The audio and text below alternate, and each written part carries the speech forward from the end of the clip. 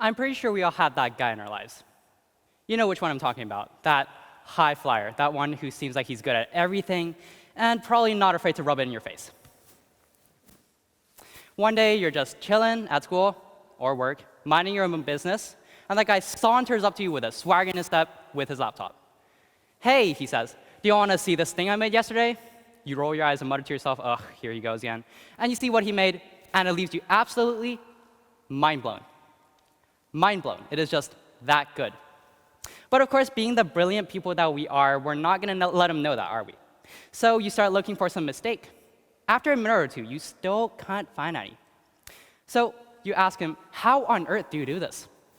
That guy has the nerve to smile smugly, and then you just want to slap him. Anyways, believe it or not, that guy in question is most likely a perfectionist. And instead of asking him how he did it, you should ask how late he slept last night. I should know, I'm also a perfectionist. My name is Billy Zheng. I'm a 10th grade student at the Western Academy of Zheng. I'm a film kid. Ever since 9th grade, I've been taking my schoolwork to crazy high standards. It's like I entered high school and I realized, oh no, my life actually matters now, I gotta try. So this has been what I've been doing. These three, they're screenshots from films that I made. I gave my characters superpowers because, like, what fun is a normal character?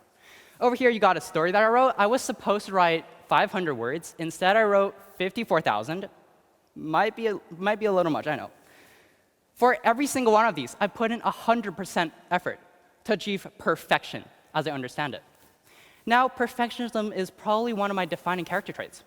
So in my tech talk today, I'd like to talk about some experiences that I have and share some thoughts on being a perfectionist.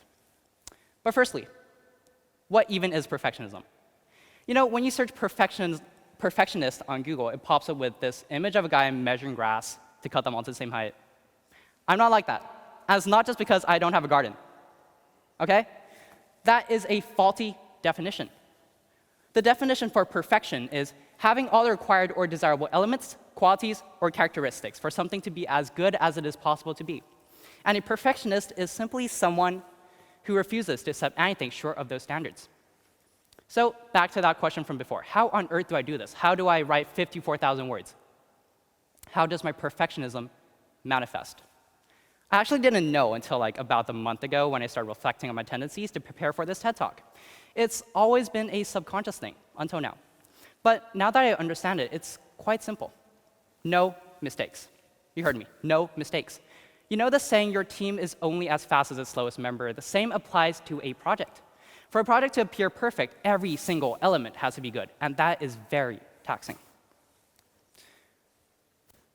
So that's a common misconception that people have. People think that perfectionism is like the secret, ultimate weapon of getting A+ on every subject. I got A+ on every subject. And maybe it is.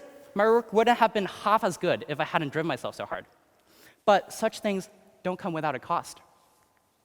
First, there is a cost on time. If you're a fellow perfectionist, then you're familiar with nitpicking at tiny, tiny details. You and I both know that takes forever. But if you want to achieve perfection, that's what you got to do. It's what we as perfectionists are driven to do.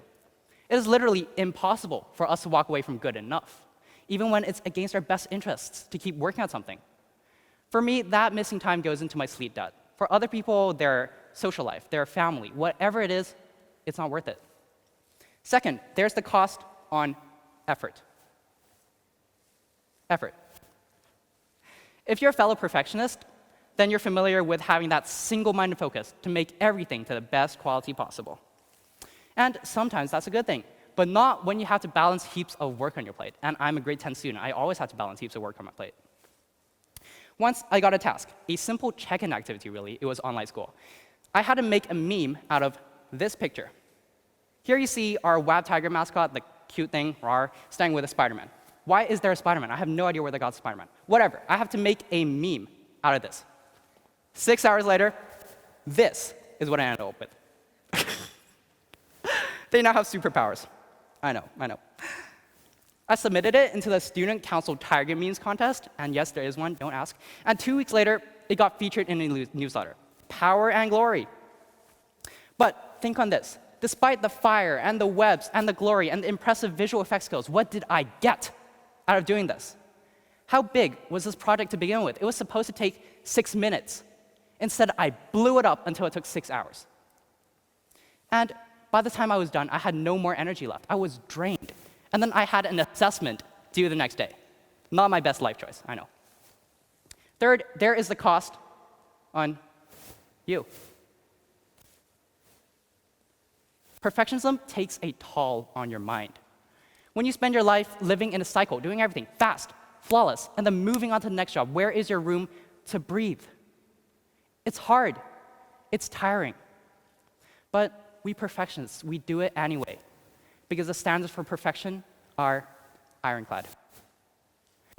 I say perfectionism is a bad thing, but in reality, getting out of the habit is easier said than done. The choice, too, is a hard one. At the end of the day, it's a trade-off. You'll be able to create brilliant, awe-striking works, but you're sacrificing yourself to make that possible. You know, we're like candles. Just like candles, we can burn and we can shine. But if we burn too brightly, all at once, then we will burn out. That's perfectionism for you. And some people are okay with it. Some people think it's a worthwhile effort. Others don't. For a long time, I was with the former. That was until 2 months ago.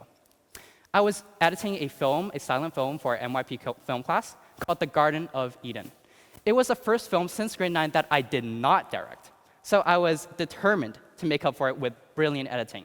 I was determined to make it flawless. At one point, I had to represent a fever dream visually. A fever dream. How the hell was I supposed to do that, huh? So I settled for a chaotic sequence, roughly 10 seconds long, with lots of special effects. And just like that. To my eyes, it was perfect. But here's the problem. You can't have a story without conflict, right? I tried rendering it, and 3 hours in, 3 hours, the progress bar barely moved an inch. It barely moved a centimeter. At that point, I was either a perfectionist or an idiot, I'll admit it.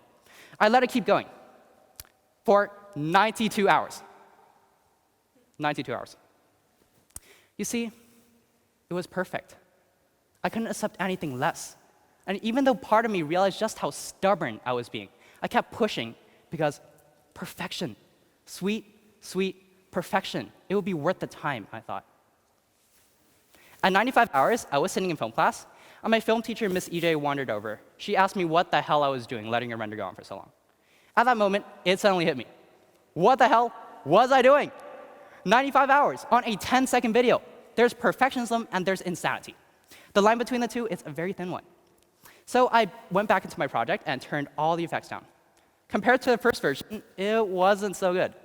Fine, I'll admit it, it was terrible, absolutely terrible. But it rendered in less than 5 minutes. 5 minutes to 92 hours, 95 hours. So learning from that, I went into the project and balanced it until I had a decent product. That's what you see behind me. So that was my epiphany. Perfectionism might not be the silver bullet that I always thought it was. Perfectionism is worth nothing if you can't get things done.